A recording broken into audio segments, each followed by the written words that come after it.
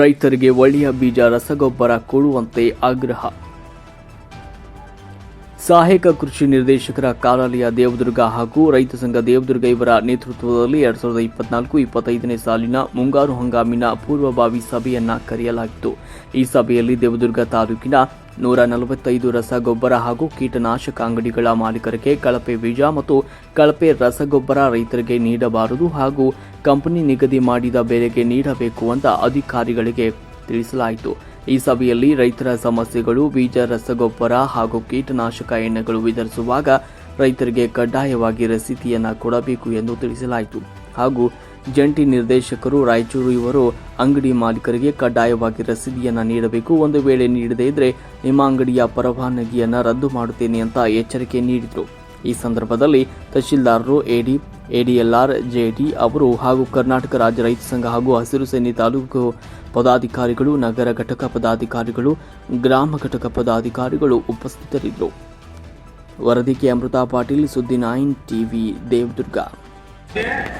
ನಾನು ಮಾನ್ಯ ತಹಸೀಲ್ದಾರ್ ಸಾಹೇಬರು, ಎಡಿ ಸಾಹೇಬರಿಗೆ ಒಂದು ಮನವಿ ಮಾಡಿಕೊಳ್ತೇನೆ. ಏನಪ್ಪಾ ಅಂದ್ರೆ ಕಳೆದ ವರ್ಷ ನಮಗೂ ಬಂದ ಪ್ರಕಾರ ಈ ಗೊಬ್ಬರ ಕೊಡುವುದಾಗಲಿ ನೆನಪಿರ್ಲಿ, ಇದೇ ಗೊಬ್ಬರ ಕೊಟ್ಟರೆ ನೀವು ಡಿಎಪಿ ತಗೊಳ್ಳಲೇಬೇಕಪ್ಪ ಅನ್ನುವಂತ ಮಾತು. ಈ ವರ್ಷ ಯಾವ ರೀತಿ ಆಗದಂತೆ ನಮ್ಮ ಲಾಭಕ್ಕೋಸ್ಕರ ನಮ್ಮ ರೈತರನ್ನು ತಗೊಳಪ್ಪ ಅದು ತಗೊಳಪ್ಪ ಅಂತ ಕೊಡ್ತಾರೆ. ಯಾವುದೇ ರೀತಿಯಾಗಿ ಈ ವರ್ಷ ನಮ್ಮ ರೈತ ಕೇಳಿದಂತ ಯೂರಿಯಾ ಗೊಬ್ಬರ ಆಗಿರ್ಬೋದು ಅಥವಾ ಬೀಜ ಆಗಿರ್ಬೋದು ಕೊಡಲಾರದ ಅಂಗಡಿ ಮಾಲೀಕರ ವಿರುದ್ಧ ನಾವಲ್ಲ, ನಿಮಗೆ ತಿಳಿಸ್ತೀವಿ. ನಮ್ಮ ಅಂಗಡಿ ಮಾಲೀಕರು ಯಾರು ನಮ್ಗೆ ಸಂಬಂಧ ಇಲ್ಲ, ನಮ್ಗೆ ಸಂಬಂಧ ಇರುವ ಮಾನ್ಯ ತಹಸೀಲ್ದಾರ್ ಸಾಹೇಬರು ಹಾಗೂ ಹೇಳಿ ಸಾಹೇಬ್ರೆ ತಮ್ಮ ಗಮನಕ್ಕಿರ್ಲಿ. ಈ ವರ್ಷ ಏನಾದರೂ ನಮ್ಮ ಗಮನಕ್ಕೆ ಲಿಂಕ್ ಗೊಬ್ಬರ ಕೊಟ್ಟಿದ್ದೇ ಆದಲ್ಲಿ ನಮ್ಮ ಸಂಘಟನೆ ಏನಾದರೂ ಬಂದರೆ ಅಂತ ಅಂಗಡಿ ಮಾಲೀಕರ ವಿರುದ್ಧ ಹಾಗೂ ನಿಮ್ಮ ವಿರುದ್ಧ ಪ್ರತಿಭಟನೆ ಮಾಡುತ್ತೀವಿ. ಹಾಗೂ ಆ ರೀತಿ ಆಗದಂತೆ ನಾವು ತಾವು ನೋಡಿಕೊಳ್ಳಬೇಕಂತ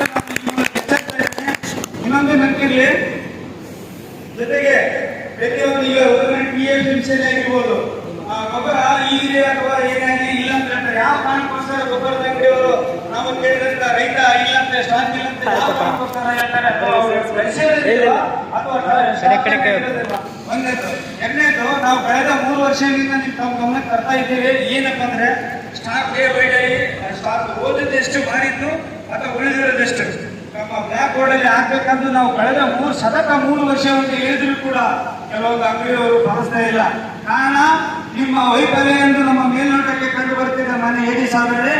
ಈ ವರ್ಷ ಯಾವುದೇ ರೀತಿ ಆಗೋದಕ್ಕೆ ನಾವು ಬರೋದಿಲ್ಲ. ಒಂದು ವೇಳೆ ಅಂಗಡಿ ಮಾಲೀಕರ ಹೆಸರಾಗಿರ್ಬೋದು, ಯಾವುದೇ ರೀತಿ ಅಂಗಡಿ ಮಾಲೀಕರ ಹೆಸರು ಹೇಳಿಕೊಳ್ಳೋದಿಲ್ಲ. ಆದ್ರೂ ನಾವು ಗೊತ್ತಿಲ್ಲದ್ರೆ ನಮ್ಮೊಂದಿಗೆ ರೈತರಿರ್ತಾರೆ.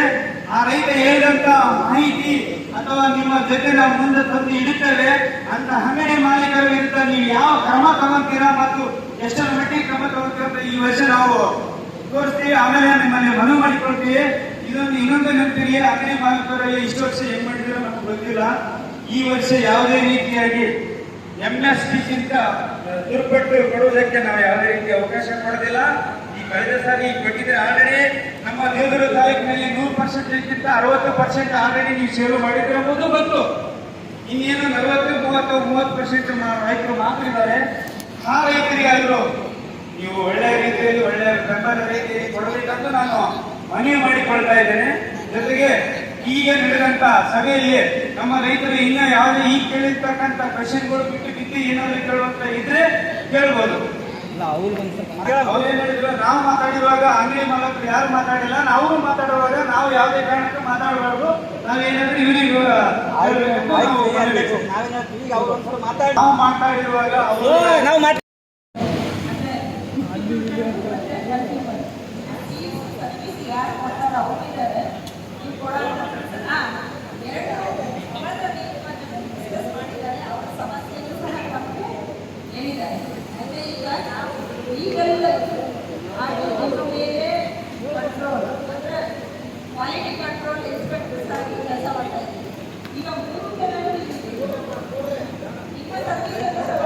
ಒಂದು 10 ನಿಮಿಷ ಆಯ್ತು.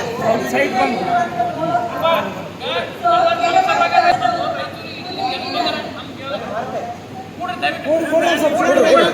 ಮೇಡಮ್ ಅವ್ರು ಏನು ಹೇಳ್ತಾರೆ ಸ್ವಲ್ಪ ಕೇಳ್ರಿ.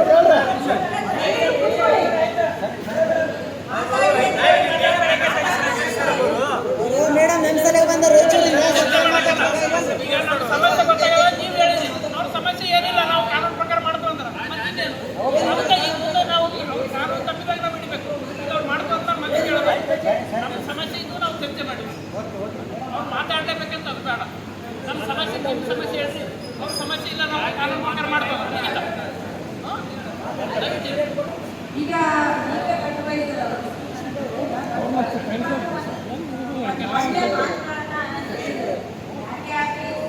ರೈತರ ಸಮಸ್ಯೆಗೆ ನಮ್ಮ ಟೀಚರ್ಸ್ ಯಾವ ರೀತಿ ಸ್ಪಂದನೆ ಮಾಡಿದ್ರು ಆಮೇಲೆ ನಮ್ಮ ಕರ್ತವ್ಯ ಏನು ಆ್ಯಕ್ಚುಲಿ ಈಗಾಗಲೇ ಫಸ್ಟ್ ಮಾಡಿದ್ರೆ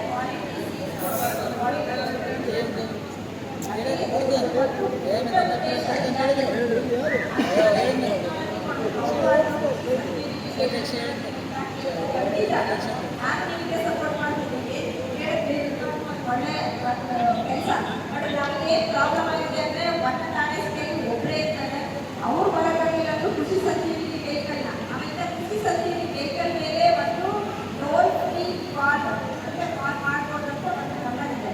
ದಯವಿಟ್ಟು ರೈತರು ಆ ಒಂದು ಟೋಲ್ ಫ್ರೀ ನಂಬರಿಗೆ ಕಾಲ್ ಮಾಡಿ ಆಮೇಲೆ ನಾವು ಒಂದು ಡೈರೆಕ್ಷನ್ ಕೊಡ್ತೀವಿ. ಪ್ರತಿ ವಿಲೇಜ್ ಆ ಸಬ್ಸಿಡಿ ವೆಹಿಕಲ್ ಹೋಗ್ಬೇಕು. ಇಲ್ಲಾಂದರೆ 2 ಹೋಗ್ಲಿ ಆ ಹೋಗ್ಲಿಯಲ್ಲಿ ಮತ್ತೆ ನೆಕ್ಸ್ಟ್ ಹೋಗ್ಲಿಕ್ಕೆ ಅದನ್ನ ಇದು ಸರ್ವಿಸ್ ಕೊಡೋದಕ್ಕೆ ಅಲ್ಲಿಗೂ ಸಹ ನಾವು ಒಂದು ಆರ್ಡರ್ ಮಾಡ್ತೀವಿ. ಸೊ ಆ ಸಮಸ್ಯೆನ ನಾವು ಕ್ರಮ ತಗೊಳ್ತೀವಿ. ಮತ್ತೆ ನೀವು ಇದುವರೆಗೂ ಸುದೀರ್ಘವಾಗಿ 2 ಸಮಸ್ಯೆನ ನೀವು ಸಮಸ್ಯೆಗಳನ್ನ ಹೇಳ್ಕೊಂಡಿದ್ದೀರ. ಮತ್ತೆ ನಮ್ಮ ಟೀಲರು ಸಹ ಇಲ್ಲೇ ಇದ್ದಾರೆ. ಯಾರನ್ನ ಗೊತ್ತು ಮನೆ ಮಾತಾಡೋದು ಅದಕ್ಕೆ ಇಲ್ಲ, ಅವ್ರಿಗೂ ಗೊತ್ತು ನಿಮಗೂ ಗೊತ್ತು ಈ ಸಮಸ್ಯೆ ಅವರಿಗೆ ಚರ್ಚೆ ಆಗಿದೆ. ಸೊ ಇವಾಗೇನು ಒಂದು ಇಲ್ಲೇ ಸರ್ವಿಸ್ ನಾವೇ ಹೇಳಿದಾಗೆ ಒಂದೇ ಸೀಟ್ಸ್ನ ನಾವು ಪಬ್ಲಿಸಿಟಿ ಇದು ಮಾಡಬೇಕಿಲ್ಲ, ರೈತರಿಗೆ 10 ಅಡಿ ಮೂಡಿಸ್ಬೇಕು ಅಂತ ಹೇಳಿದ್ರು. ನನ್ನಿಂದ ಅದೇನಾಗುತ್ತೆ ಅಂದರೆ ನಾವು ಕಮರ್ಷಿಯಲ್ ಕ್ರಾಪ್ ಆಗಿರೋದ್ರಿಂದ ತಪ್ಪಿ ಅದನ್ನು ಕಂಪನಿಯವರಿಗೆ ಅಡ್ವರ್ಟೈಸ್ಮೆಂಟ್ ಕೊಡೋಕ್ಕೆ ಕೃಷಿ ಇಲಾಖೆಗೆ ಅಧಿಕಾರ ಇಲ್ಲ. ಒಂದನ್ನು ನಾನು ಸ್ಪಷ್ಟಪಡಿಸ್ತೀನಿ. ಯಾಕೆಂದ್ರೆ ಅವರಲ್ಲ ಇದಿಲ್ಲ ಅಂದರೆ ಇನ್ನೊಂದು ನಾವು ಪಬ್ಲಿಸಿಟಿ ಕೊಡ್ತೀವಿ, ನಾವು ಕೊಡಲಿಕ್ಕೆ ಬರಲ್ಲ. ನಾವು ಒಂದು ಸೈಂಟಿಸ್ಟ್ನ ಕರೆದು ಇದರಿಂದ ಚೆನ್ನಾಗಿದೆ ಇದರಿಂದ ನೀವು ತಗೊಳ್ಳಿ ಅಂತ ನಾವು ಒಂದು ಟ್ರೈನಿಂಗ್ ಕೊಡ್ಬೋದು, ತರಬೇತಿ ಕೊಡ್ಬೋದು. ಅದನ್ನ ಮಾಡ್ತೀವಿ, ಅಲ್ಲ ಇದರಿಂದ ಕಂಪನಿಗೆ ಸೀಟ್ಸ್ ಹಾಕಿ ಅಂತ ನಾವು ಮಾಡೋಕ್ಕೆ ಬರೋದಿಲ್ಲ ಇಲಾಖೆಯಿಂದ. ಅದನ್ನ ಮಾಡ್ಕೊಡ್ತೀವಿ. ಮಾಡೋದಾಗಲಿ ನೀರು ಇಂಥವೆಲ್ಲವೂ ನಾವು ಮಾಡ್ತೀವಿ ನಮ್ಮ ಇಲಾಖೆಯಿಂದ.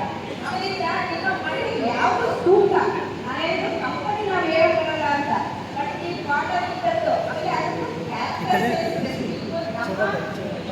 ನಿಮ್ಮ ಮಣ್ಣಿನ ಗುಣಕ್ಕೆ ಹೊಂದ್ಕೊಳ್ಳೋಂಥದ್ದು ಏನು ಮಾಡೋದನ್ನ ನಾವು ವಿಜ್ಞಾನಿಗಳಿಂದ ನಿಮಗೆ ಒಂದು ಟ್ರೈನಿಂಗ್ ಕೊಡ್ತೀವಿ. ಇವತ್ತು ಹೇಗೆ ಬರ್ಕೊಂಡಿದ್ದೀರಲ್ಲ ಇದೇ ರೀತಿ ನೀವು ಇನ್ನೂ ಹೆಚ್ಚಿನ ರೈತರನ್ನ ಕರ್ಕೊಂಡು ಬಂದರೆ ನಾವು ಒಂದು ತರಬೇತಿ ಕೊಡ್ಬೇಕು. ನಾವು ರೆಡಿ, ಸೈಂಟಿಸ್ಟರು ಸಹ ರೆಡಿ ಇದ್ದಾರೆ, ಬರ್ತಾರೆ ಅವ್ರನ್ನೂ ಸಹ ದಯವಿಟ್ಟು ಅದನ್ನ ಯೂಸ್ ಮಾಡ್ಕೊಳ್ಳಿ. ಅವ್ರು ಹೇಳ್ದಂಗೆ ನೀವು ಯಾರು ಹೋರಾಟ ಮಾಡೋಕ್ಕೆ ಬರಲಿಲ್ಲ, ಸಮಸ್ಯೆ ಬಗೆಹರಿಸ್ಕೊಳ್ಳೋಕೆ ಬರ್ತೀವಿ ಖಂಡಿತ ಇದೆ. ಅವರೆಲ್ಲ ನಾವು ಮಾಡುವಂಥದ್ದು ನಿಮ್ಮನ್ನು ನೆನೆಸ್ಕೋಬೇಕು ಅಂತ ರೈತರನ್ನ. ಅದನ್ನ ನಾನು ಅದೇ ಒಂದು ಹೇಳ್ತೀನಿ, ಎಲ್ಲ ಕಡೆ ಹೋಗೋದಂದ್ರೆ ಯಾಕೆ ಗೊತ್ತಾ ಈಗ ಒಂದು ಜನ ಒಂದು ರೈತರ ಮಕ್ಕಳೇ ಅವ್ರ ತಾತನೋ ಯಾರೋ ರೈತ ಆಗಿದ್ರು. ಯಾರಿಗೆ ಬಂದು ವಾಲ್ಮೀಕಿ ಸಿಕ್ಕಿಲ್ಲ ತಕ್ಷಣವೇ ಬೆಂಗಳೂರು ಇಟ್ಕೊಂಡು ಬಂದಿಲ್ಲ ಯಾರು, ಎಲ್ಲ ರೈತರಾಗಿ ಬಂದಿರೋದು. ಮತ್ತು ಅವರು ಬಿಸ್ನೆಸ್ ಮಾಡ್ತಿರಲ್ಲ ಅದನ್ನು ಶಕ್ತಿಸಿರ್ಬೇಕು. ನಿಮಗೆ ಏನೇ ಸಮಸ್ಯೆ ಆದರೂ ಅದನ್ನು ನಾವು ಸ್ಪಂದನೆ ಮಾಡೋಕ್ಕೆ ನಾವೇ ಕೃಷಿ ಇಲಾಖೆಯಿಂದ ಅದನ್ನೇ ಅವರು ಒಂದು ಇಲಾಖೆ ಬಂದು ಇಲ್ಲಿ ಮಾತಾಡೋಕ್ಕೆ ರೆಡಿ ಇಲ್ಲ. ಅದೇ ರೀ ಪ್ರಶ್ನೆ ಬಂದಿರೋದು ಬಂದು ಮಾತಾಡ್ಬೋದ್ರಿ.